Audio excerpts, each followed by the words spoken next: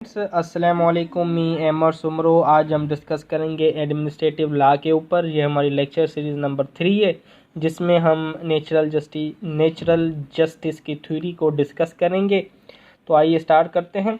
तो सबसे पहले हम लेते हैं थोड़ा कॉन्सेप्ट नेचुरल जस्टिस थ्योरी का। तो सबसे पहले मैं आपको ये बताना चाहूँगा कि जो नेचुरल जस्टिस जो टर्म है, ये एक इंग्लिश कॉमन लॉ का एक्सप्रेशन है। नेचुरल जस्टिस थ्योरी को ह्यूमैनिस्ट थ्योरी भी कहा जाता है, क्योंकि नेचुरल जस्टिस थ्योरी लॉ में फेयरनेस इम्पोज करती है। यह जो है इक्वल अपॉर्चुनिटी प्रोवाइड करती है दोनों पार्टीज़ को।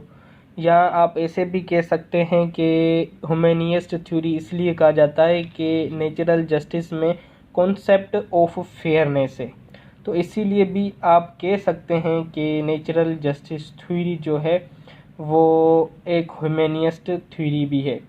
Natural justice theory administrative law में एक यूनिक प्लेस रखती है, बट इन्फोर्समेंट नहीं होती, वो दूसरी बात है। पर एक यूनिक प्लेस रखती है नेचुरल जस्टिस के, सबको इक्वल ट्रीट किया जाए, हर शख्स को इक्वल ट्रीट किया जाए जब तक कि उसका कोई भी जुर्म साबित नहीं होता। तो पाकिस्तान के लॉ के मुताबिक अगर देखा जाए कि प्रिंसिपल नेचुरल जस्टिस थ्योरी जो है वो हर अथॉरिटी, जुडिशल हो, काज़ा जुडिशल हो या एडमिनिस्ट्रेटिव हो, उन सब की प्रोसीडिंग में नेचुरल जस्टिस थ्योरी के प्रिंसिपल्स एप्लीकेबल होते हैं। तो अब हम डिस्कस करेंगे कि कौन कौन से प्रिंसिपल हैं नेचुरल जस्टिस के, या लीगल मैक्सिम कौन कौन से हैं। तो नंबर 1 पे है हमारे पास नेमो जुडेक्स इन काजा सुआ।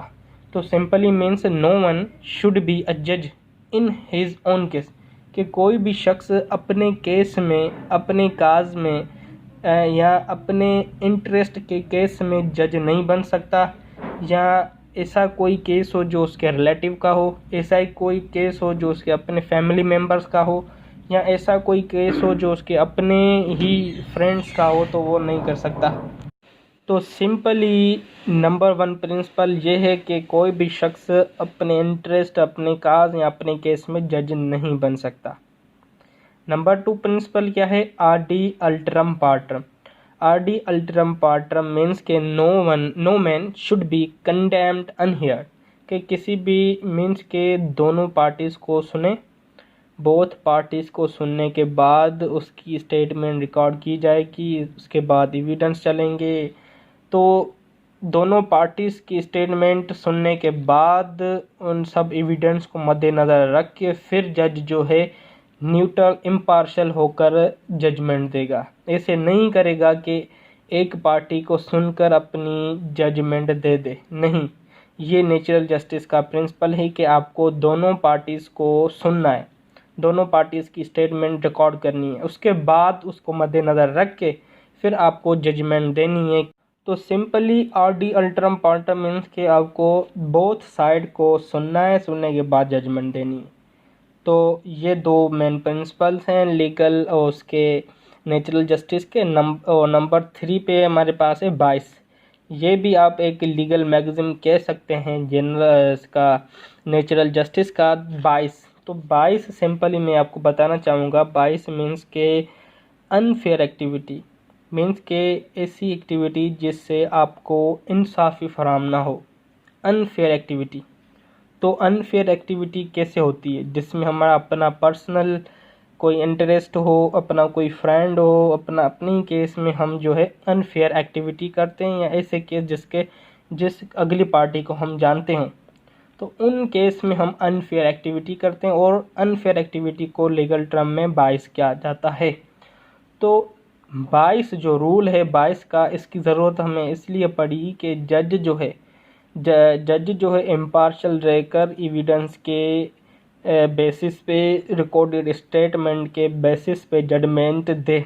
तो इसीलिए हमें 22 की ज़रूरत पड़ी।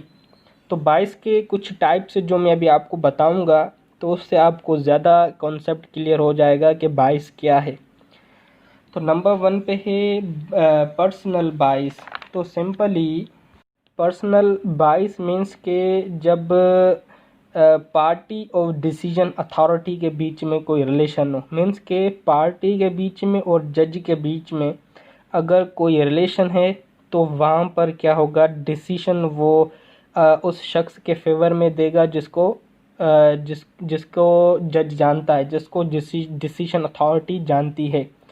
तो ये इधर क्या हो रहा है, अनफेयर एक्टिविटी हो रही है, नाइंसाफ़ी हो रही है, जज क्या है, ट्रू स्टेटमेंट नहीं दे रहा।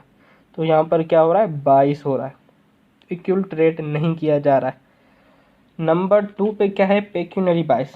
तो पेक्यूनरी बाइस सिंपली आप ये कह सकते हैं कि जुडिशल जो बॉडी है या जज है उसमें अपना फाइनेंशियल बेनिफिट हो। फॉर एग्ज़ाम्पल के जज साहब बिटकॉइन ख़रीदते हैं, बहुत सारे बिटकॉइन ख़रीदते हैं। बिटकॉइन एक ऑनलाइन करेंसी है, वो ख़रीदते हैं। तो जज साहब कभी नहीं चाहेगा कि बिटकॉइन की प्राइस गिरे। तो इसमें जज साहब का अपना फाइनेंशियल बेनिफिट है, तो इसीलिए जज साहब कभी नहीं चाहेगा कि बिटकॉइन की जो है पेमेंट गिरे, रुपीस गिरे, करेंसी गिरे, वो चाहेगा कि बढ़े। तो ये से हम कहेंगे पेक्यूनरी बाइस। तो नंबर 3 पे सब्जेक्ट मैटर बाइस। सब्जेक्ट मैटर बाइस मीन्स के जज साहब डायरेक्टली या इनडायरेक्टली किसी चीज़ में, किसी सब्जेक्ट मैटर में इंक्लूड हो। फॉर एग्ज़ाम्पल मैं आपको आसान एक एग्ज़ाम्पल देता हूँ कि जज साहब की एक फैक्ट्री है जो सिटी में बनी हुई है। तो उसकी पॉल्यूशन की वजह से सिटी में या आसपास में जो शख्स रह रहे हैं, सिटीज़न, उनको बहुत परेशानी फेस हो रही है। तो उन्होंने एक केस फाइल कर दिया। तो इस केस में क्या है, जब केस कोर्ट में आया तो जज साहब ने देखा कि ये तो मेरे बेटे की जो है इंडस्ट्री है, फैक्ट्री है। तो इसमें क्या है, जज साहब इनडायरेक्टली इन्वॉल्व है इन पार्टिकुलर सब्जेक्ट मैटर में, कि इसके बेटे की है, तो इसके बेटे की जो है वो फैक्ट्री है, तो वो ट्रू जो है जजमेंट नहीं दे पाएगा जज। तो ये होता है सब्जेक्ट मैटर बाइस। नंबर 4 पे है डिपार्टमेंटल बाइस। तो सिंपली एडमिनिस्ट्रेटिव अथॉरिटी को एक एडमिनिस्ट्रेटिव प्रोसेस दिया जाता है, तो उसमें अगर हम दूसरा कोई डिपार्टमेंट इंक्लूड कर देते हैं तो एडमिनिस्ट्रेटिव अथॉरिटी जो है अपना प्रोसेस इफ़ेक्टिवली चेक नहीं कर पाएंगे, क्योंकि एडमिनिस्ट्रेटिव प्रोसीडिंग में फेयरनेस नहीं आएगी, क्योंकि दूसरा डिपार्टमेंट भी एडमिनिस्ट्रेटिव प्रोसेस में इंक्लूड किया गया है। तो इस नतीजे में क्या होगा कि कॉन्सेप्ट ऑफ फेयरनेस नहीं होगा। तो ये क्या है, डिपार्टमेंटल बाइस। नंबर 5 पे है प्री कंसीव्ड नोशन बाइस। तो सिंपली हम ये कह सकते हैं कि ऐसा कोई बाइस जैसे कि हम जज के माइंड्स को नहीं पढ़ सकते, ना इसको एक्ट के बता सकते हैं कि ये जैसा आप क्या करने वाला है या क्या करेगा।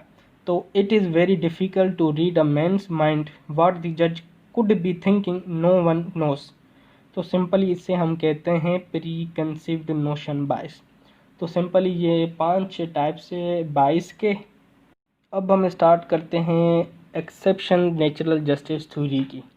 तो नंबर 1 पे है इम्प्रैक्टिबिलिटी। तो simply where large number of persons with same interest are involved, means के एक केस है, एक इंटरेस्ट है उनमें, उसमें लार्ज नंबर जो है शख्स इन्वॉल्व हैं, बहुत सारे शख्स एक ही इंटरेस्ट में इन्वॉल्व हैं। तो जज साहब क्या करेगा कि हर शख्स को एक एक कर कर नहीं सुनेगा, क्योंकि सब एक ही मफाद में इंक्लूड हैं। तो जज साहब सिर्फ 1, 2, 3 या 4, 5 लिमिटेड शख्स के जो है बयानात, स्टेटमेंट रिकॉर्ड करेंगे, क्योंकि अगर 100 या 100 से प्लस कोई एक ही केस में इन्वॉल्व है तो जज साहब सबकी नहीं सुनेगा, क्योंकि कोर्ट का टाइम भी वेस्ट होगा और सब एक ही इंटरेस्ट में आए हुए हैं। तो कुछ शख्स की जज साहब जो है स्टेटमेंट रिकॉर्ड करेगा। तो यहाँ पर जो है आर डी अल्टरम पार्टम जो है, आर डी अल्टरम पार्टम जो प्रिंसिपल है उसकी वो एप्लीकेबल नहीं होगा, क्योंकि ये एक्सेप्शन हम डिस्कस कर रहे हैं। नंबर 2 पे है एकेडमिक इवोल्यूशन। तो simply competent academic authority assesses the work of student and declared it unsatisfactory, कि एक कॉम्पिटेंट एकेडमिक अथॉरिटी है वो डिक्लेयर करती है अनसेटिस्फैक्टरी स्टूडेंट की। फॉर एग्जांपल CSS, एक शख्स CSS या कॉम्पिटेंट अथॉरिटी का कोई एग्ज़ाम दे रहा है तो उसे कॉम्पिटेंट अथॉरिटी फेल कर देती है, तो वो स्टूडेंट ये कोर्ट में जाकर क्लेम नहीं करेगा कि कॉम्पिटेंट अथॉरिटी ने मुझे जो है फेल किया है, क्योंकि कोर्ट को अथॉरिटी नहीं है, क्योंकि वो कॉम्पिटेंट अथॉरिटी का एक पर्सनल मैटर है, तो उसे हम कहेंगे एकेडमिक एवोल्यूशन। नंबर 3 है इंटीरियम डिसिप्लिनरी एक्शन। तो simply interim disciplinary action only suspension is given for some period of time. तो इसमें क्या होता है कि कुछ वक्त के लिए सस्पेंशन दी जाती है, जैसे कि अमूमन देखा जाए एडमिनिस्ट्रेशन में हमारे गवर्नमेंट या प्राइवेट ऑफिसर्स हैं उनको कुछ गलती की वजह से जो है सस्पेंड किया जाता है 1 माह के लिए, 2 माह के लिए। या सिंपल एक एग्जांपल लेते हैं कि 2 स्टूडेंट्स कॉलेज में लड़ते हैं, तो कॉलेज या यूनिवर्सिटी वाले क्या करते हैं कि उस शख्स को कुछ अरसे के लिए सस्पेंड कर देते हैं कि आप हमारे कॉलेज की या यूनिवर्सिटी की प्रीमिसेस में नहीं आ सकते, 2 माह 1 माह जितना टाइम पीरियड सस्पेंड करना चाहे कर सकते हैं। तो नंबर 4 पे है स्टेटरी एक्सक्लूजन। स्टेटरी एक्सक्लूजन सिंपली मैं आपको बताऊं कि ऐसी चीज़ जिसे कोई लॉ डिक्लेयर करे या कोर्ट डिक्लेयर करे कि ये जो लॉ है अनकॉन्स्टिट्यूशनल लॉ, ये प्रिंसिपल जो है अनकॉन्स्टिट्यूशनल प्रिंसिपल हैं, तो उसे हम कहेंगे स्टेटरी एक्सक्लूजन। या ये जो लॉ है ये एप्लीकेबल नहीं होगा, ये जो लॉ जो है अनकॉन्स्टिट्यूशनल लॉ है, नॉन ऑब्जर्वेंस है, प्रिंसिपल्स हैं नेचुरल जस्टिस के, तो हम उसे कहेंगे स्टेटरी एक्सक्लूजन। या आप ये कह सकते हैं कि जो चीज़ लॉ में बताई गई है वो वैसी की वैसी होगी, हम उसको आगे पीछे चेंज नहीं कर सकते, तो उसे हम कहेंगे स्टेट्यूटरी एक्सक्लूजन। नंबर 5 क्या है? इमरजेंसी। तो सिंपली इमरजेंसी मीन्स के इमीडिएटली एक्शन उसमें रिक्वायर्ड होता है कि एडमिनिस्ट्रेटिव अथॉरिटी ऑर्डर दे कि आप इमीडिएटली एक्शन लें, क्योंकि इस वजह से पब्लिक को काज हो सकता है। जैसे कि बहुत अच्छा एग्जांपल, जैसे कि हमारे पास अभी कोविड-19 चल रहा है, तो गवर्नमेंट ने, हमारी एडमिनिस्ट्रेटिव अथॉरिटी ने एक इमीडिएटली एक्शन लिया कि सबको लॉकडाउन किया, सबको घर में बिठाया, तो क्योंकि उसमें पब्लिक को इंजरी पहुंचती अगर वो बाहर निकलते। तो ये एक एग्जांपल है इमरजेंसी का। नंबर 6 पे है कॉन्फिडेंशियली। कॉन्फिडेंशियली मीन्स के राजदारी। तो सिंपली कॉन्फिडेंशियल ये है कि अगर कोई ऐसा पर्सनल मैटर है या कोई ऐसा इशू है जो आप राजदारी रखना चाहते हैं, शो नहीं करना चाहते, जैसे कि फैमिली से रिलेटेड कोई आपका पर्सनल इशू है, तो उसे भी आप राजदारी रख सकते हैं। नंबर 7 पे है नेसेसिटी। तो नेसेसिटी सिंपली मीन्स के अगर कोई शख्स 22 के अगेंस्ट कोई रूल करता है या 22 के अगेंस्ट रूल की डिस्प्लेस्ड करता है, तो इंडिविजुअली जो शख्स है वो जाएगा उस शख्स के पास जिसको अथॉरिटी दी गई है, इम्पार्शलिटी की जाकर क्वेश्चन करेगा कि आप एज ए इम्पार्शल और आपको एज ए जज एक्ट दिया गया, तो आपने रूल अगेंस्ट 22 को डिस्प्लेस्ड किया है, तो अगर ज़रूरत पड़े तो हम जा सकते हैं। नंबर 8 पे है लेजिस्लेटिव एक्ट। तो लेजिस्लेटिव एक्शन मीन्स के लॉ मेकिंग बॉडी अगर कोई तजवीज़ करे कि ये जो प्रिंसिपल है इस स्टेट्यू का, इस लॉ का या इस एक्ट का, ये एप्लीकेबल नहीं होगा, तो वो पार्टिकुलर स्टेट्यू का जो प्रोविज़न होगा या प्रिंसिपल होगा वो एप्लीकेबल नहीं होगा अगर लॉ मेकिंग अथॉरिटी तजवीज़ कर दे तो। नंबर 9 पे है प्रिवेंशन एक्शन। तो प्रिवेंशन एक्शन सिंपली आप ये कह सकते हैं कि अगर एडमिनिस्ट्रेटिव अथॉरिटी को कोई सस्पेंशन ऑर्डर मिला है प्रिवेंटिव एक्शन के तहत, तो वो फाइनल ऑर्डर नहीं होगा। The application of the principle of natural justice में बी एक्सक्लूडेड। तो सिंपली ये था concept theory of natural justice का। उम्मीद करता हूँ कि आपका कॉन्सेप्ट क्लियर हो गया होगा।